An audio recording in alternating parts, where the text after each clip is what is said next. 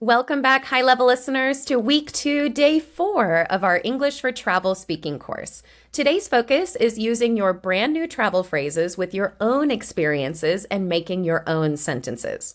Hi, everyone. We're high-level listening, and we're here to help take your travel English to the next level with real American and British English. I'm Kat, and I'm from the United States. And I'm Mark from England. We're both here with side-by-side American and British English to help improve your listening, pronunciation, fluency skills in our Travel for English speaking course. So in this course, we'll be releasing a new video every day, Monday to Friday on YouTube for free. But if you don't want to wait until tomorrow's video, you can get all 5 of this week's videos today by purchasing the full English for Travel course on our high-level listening store. On top of getting full access to all of this week's videos, you'll also get over 80 example sentences, which is double the amount you'll get in this video. We've also included a completely new bonus video, which has 30 questions you might ask someone at reception about your stay, like getting extra towels, finding the pool, do they have a gym, or issues with the room. We'll cover lots of extra things that we won't release on YouTube. You can only get that in the bonus materials in the course in the link below. So today is week 2, day 4, and it's time to expand your skills a little more and show you what's possible with all the new phrases you've learned this week. We'll be using the vocabulary and giving you lots and lots of extra example sentences so you can use the new vocabulary in different situations and experiences. Mark and I will give you an example each, and you can find even more examples in our full Travel for English course in our store. So let's get started with our example sentences. The first phrase is welcome. How can I help? Welcome. How can I help? Welcome. How can I assist you today? Welcome. How may I be of service? Our next phrase, I have an online booking confirmation under the name Kat. I have an online booking confirmation under the name Kat. You could also say, I have a reservation under the name Kat. I have a reservation under the name John Smith. You can also say booking, like I have a booking under the name Emily Davis. So 3 options. I have an online booking confirmation, I have a reservation, I have a booking. I have a booking under the name Emily Davis. Next phrase, let me pull that up for you. Let me pull that up for you. This is when the receptionist is looking for your booking in their system. Let me pull that up for you. They could also say, let me find that for you. Let me find that for you. Let me check that for you. Let me check that for you. Our next phrase, could you please provide a photo ID? Could you please provide a photo ID? The receptionist might also say, may I see a photo ID, please? May I see a photo ID, please? Or they could say, could you show me your photo ID, please? Could you show me your photo ID, please? The next phrase, is this your first time staying with us? Is this your first time staying with us? This is often polite chit-chat with the receptionist and the guest. The receptionist could also say, is this your first visit to our hotel? Is this your first visit to our hotel? Have you stayed with us before? Have you stayed with us before? Our next phrase, we could say, I'm here for a, or I'm here on. So I'm here for a conference. I'm here for a business conference. This is the reason I'm in the city. Or you could say, I'm here for vacation. I'm here for vacation. We're in town for a wedding. We are in town for a wedding. This phrase works in a big city or a small place as well. In the example, we're in New York, but I can still say we're in town for a wedding. In town just means here. We're here for a wedding. We're in town for a wedding. Next question. Where are you visiting from? Where are you visiting from? The receptionist, again, might ask friendly questions while they're searching for your information. They could also ask, where have you travelled from? Where have you travelled from? Like, where did you start your trip? They could also say, where are you traveling from? Where are you traveling from? Now, a good response to this question, I'm visiting from the UK. I'm visiting from the US. I'm visiting from France. I'm visiting from Thailand. Another way to say it, I'm coming from the UK. I'm coming from the United States. I'm coming from Paris. I'm coming from Bangkok. Or you could say, I'm here from Canada. I'm here from Germany. I'm here from Spain.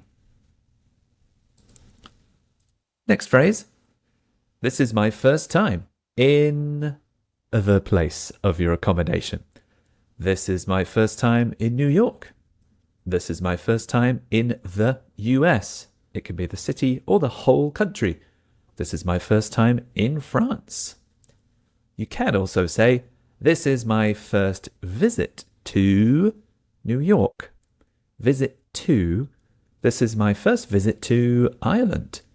This is my first visit to England. Another similar phrase, it's my first time here in Los Angeles. It's my first time here in London. It's my first time here in this restaurant, something like that. Okay, we like this phrase a lot. This city has so much to offer. That means that there's lots of things to do. So the city has so much to offer. Or the city has lots of attractions. The city has lots of attractions. Lots of things to do. You can also say, there's a lot to do in the city. There's a lot to do in the city. Next phrase, the receptionist might say, we hope you have, and then something polite and nice. For example, we hope you have a pleasant stay. We hope you have a pleasant stay. Similarly, we hope you have a relaxing visit. We hope you have a relaxing visit. Now, the next thing that the receptionist might offer is that we have a welcome package with some stuff, some recommendations, some ideas, kind of like a guide. We have a welcome package with local attractions and dining recommendations. Recommendations would be, we think you will like this, so you should try it. Recommendations. Another example, we have a welcome package with maps and sightseeing tips. So again, this would be helpful for tourists. We have a welcome package with maps and sightseeing tips. Finally, and importantly, they might give you your key. Here's your room key. Here's your room key, or here's your key. Here's your room key. Anytime you're handing something over or giving something to someone, here's your welcome packet. So when we're talking about the floor, your room is on the 5th floor. Your room is on the 10th floor. Your room is on the 14th floor. So your room is on the 5th floor with a garden view. So what can I see outside of my room? The garden. So your room is on the 5th floor with a garden view.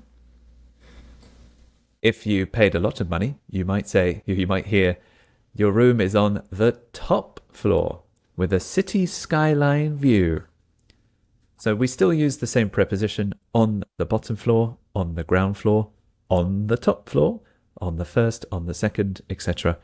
So your room is on the top floor with a city skyline view. so you can see the city skyline. Very nice. As a guest, you might ask the receptionist questions to help your stay be even better. One good question is, what's the best way to do something? So after this phrase, you say the activity or the thing you want to do. What's the best way to get around the city? What's the best way to get around the city? What's the best way to find good restaurants nearby? In other words, how can I find good restaurants nearby? What's the best way to find good restaurants nearby? So, the best way to get around the city, we can talk about the transportation. So, the transportation is easy to use. The bus system is easy to use. The train is easy to use. Taxis are convenient. So we can easily talk about the different systems and the different public transportation by using this sentence. I might say something like, the taxis are convenient and reasonably priced around here. So you would know to take the taxi. It wouldn't be expensive and easy to use. The receptionist might also tell you the location of this transport, of the buses, the taxis. Something like, there's a station, and then the location. There's a taxi stand. There's a bus station just around the corner. 1 block away. Right over there. Across the street. They will tell you the location. Like, there's a station right around the corner. There's a taxi stand right around the corner. Now, sometimes we say that to mean physically just around the corner, but sometimes we mean that it's just really close as well. I think I'm just going to say, okay, I know what I want to say for this one. So for the next one, this one is a little bit formal. So when your receptionist might say, taxis and ride-sharing services like Uber are also readily available. This is quite a formal sentence, so we've given you some other example sentences like taxis and services like Uber are easily accessible, easy to find. They might also say, you can also easily find taxis and Ubers. Another question you can ask as a guest is, what time is something? And is it included with the room? In other words, when is this service? And did I already pay for it or not? So, what time is breakfast? And is it included with the room? What time is the gym open? And is it included with the room? So I don't want to pay extra for this. So is it already part of the service of the room, part of the service of the hotel? They might say that yes, it's included, or yes, it's complimentary, which means that it's free. You don't have to worry about it. Now, if something is included, that means you paid for it in advance. So yes, breakfast is included. Yes, the gym is complimentary. So we have 2 words here, included, you already paid for it, or complimentary. It's just free. They might say Wi-Fi is included. That means when you bought the room, you also paid for Wi-Fi. It was part of the price. In answer to that question, the receptionist might say exactly when the service is available, when it starts and when it finishes. Like, there's something from time to time. There's complimentary breakfast from 6:30 a.m. to 10 a.m. There's a happy hour at the bar from 5 p.m. to 7 p.m.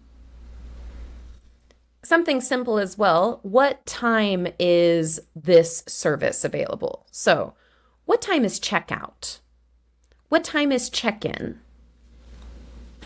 What time is the pool open?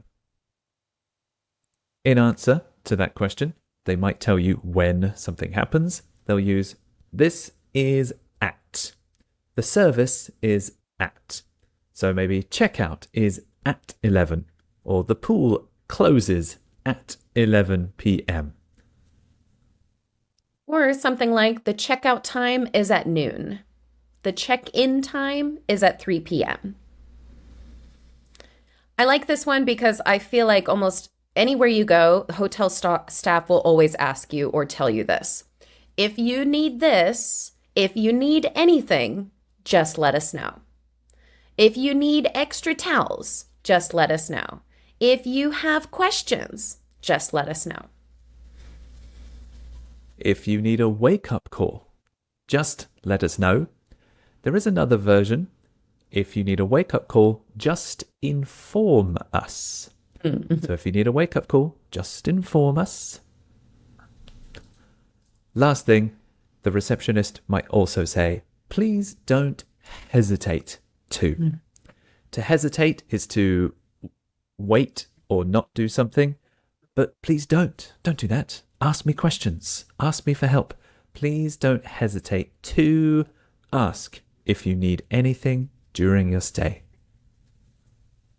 Another phrase that they might use, please don't hesitate to contact the front desk if you need any assistance. So if you need any help, if you need any assistance.